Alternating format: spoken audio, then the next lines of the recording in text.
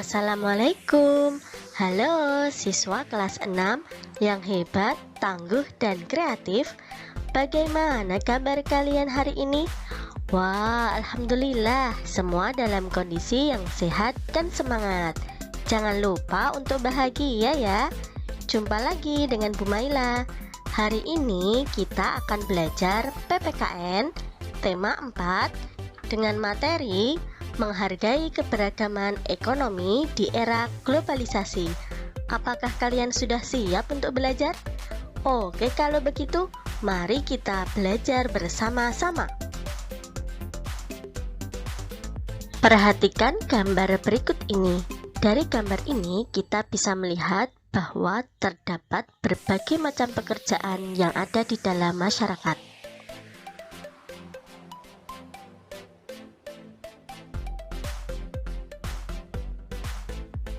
Setiap orang dilahirkan dengan perbedaan dari Tuhan, termasuk dalam kondisi ekonomi. Ada beberapa faktor yang memengaruhi kondisi perekonomian seseorang. Yang pertama, keterampilan, 2, pendidikan, 3, sikap, 4, kondisi geografis, 5, penerapan teknologi, dan 6, perbedaan kebutuhan. Tahukah kalian ada berbagai jenis keberagaman ekonomi? Yang pertama, produksi. Produksi adalah kegiatan membuat barang atau jasa. Contohnya, petani, peternak, nelayan, dan lain sebagainya.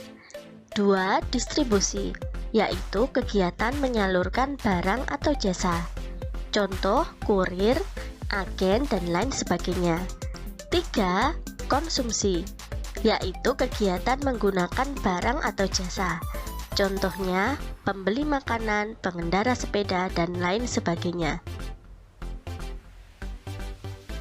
Kita harus selalu menghargai keberagaman ekonomi yang ada di masyarakat. Kita harus berteman tanpa membedakan latar belakang ekonomi. Apakah kalian sudah melakukannya? Jika kita termasuk dalam lingkungan keluarga berada, kita tidak perlu menyombongkan diri. Kita harus sering membantu atau berbagi dengan orang lain yang secara ekonomi di bawah kita. Jika kita kurang beruntung secara ekonomi, kita tidak perlu minder dan berkecil hati. Kita harus semangat belajar agar cita-cita kita dapat tercapai. Keragaman ekonomi yang ada di Indonesia seharusnya tidak membuat kita terpecah belah. Keragaman tersebut hendaknya membuat kita saling melengkapi. Kita harus tetap bersatu. Nah, anak-anak, ada beberapa sikap yang harus diterapkan dalam menghadapi keberagaman ekonomi. Yang pertama, menghargai antar pelaku kegiatan ekonomi. 2, melakukan persaingan sehat antar pelaku kegiatan ekonomi. 3, memuji barang yang dihasilkan oleh pelaku kegiatan ekonomi. 4, tidak bersikap sombong terhadap kegiatan ekonomi yang dilakukan oleh orang tua. 5, bermain dengan teman tanpa membedakan latar belakang ekonomi keluarga. 6, membayar barang yang dibeli sesuai dengan harga.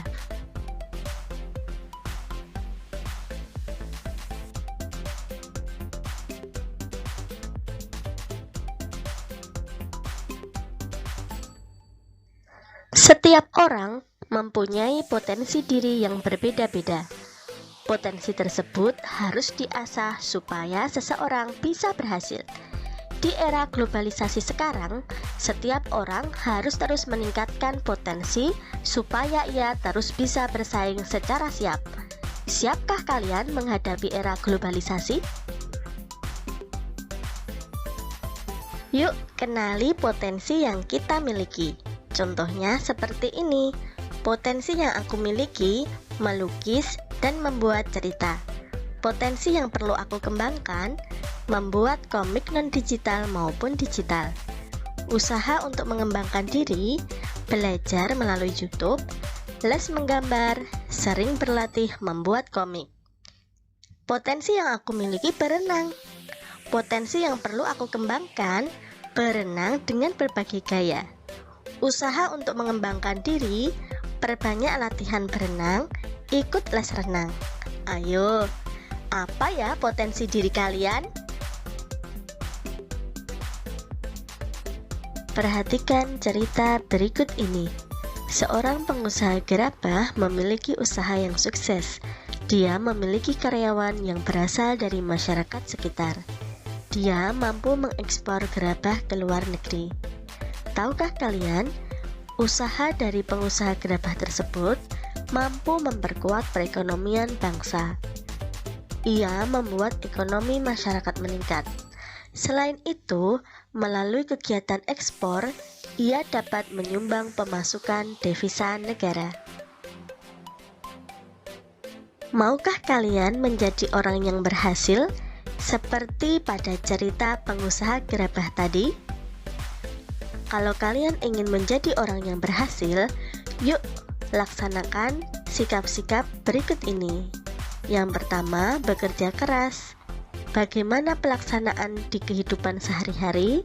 Yaitu dengan belajar rajin dan penuh semangat. 2. Sikap bertanggung jawab dengan cara selalu mengerjakan tugas yang diberikan. Tidak mudah puas dengan cara selalu belajar meskipun sudah mendapatkan prestasi atau sudah dipuji.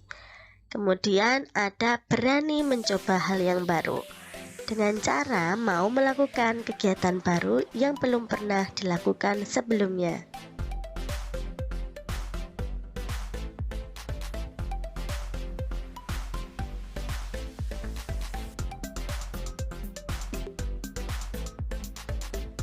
Aku anak Indonesia. Ada beberapa sikap yang menunjukkan rasa cinta tanah air. Yang pertama, bangga menggunakan produk buatan negeri sendiri. 2. Mempromosikan produk Indonesia ke negara tetangga. 3. Memilih buah lokal untuk dikonsumsi sehari-hari. 4. Berbelanja di pasar tradisional. 5. Mempelajari budaya bangsa Indonesia dan memperkenalkan kepada dunia.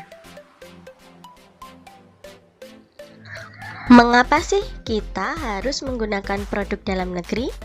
Menggunakan produk dalam negeri termasuk bentuk rasa cinta kita terhadap tanah air Indonesia. Dengan menggunakan produk dalam negeri, kita sudah turut berpartisipasi dalam pembangunan bangsa secara lebih cepat. Menggunakan produk dalam negeri dapat meningkatkan perekonomian masyarakat. Kita dapat ikut serta menyejahterakan produsen dan para karyawannya. Produsen dalam negeri akan merasa bangga jika kita menggunakan produk mereka, sehingga terciptalah persatuan dan kesatuan. Mari cintai produk dalam negeri untuk mendukung pembangunan nasional yang lebih cepat. Apakah kalian siap? Harus siap dong! Yeay, alhamdulillah, pembelajaran hari ini sudah selesai. Semoga pembelajaran hari ini membawa manfaat untuk kita semuanya. Ingat pesan dari Bu Maila, jaga kesehatan kalian dan jaga semangat kalian untuk terus belajar. Dari Bu Maila akhiri. Assalamualaikum warahmatullahi wabarakatuh. Dadah semuanya.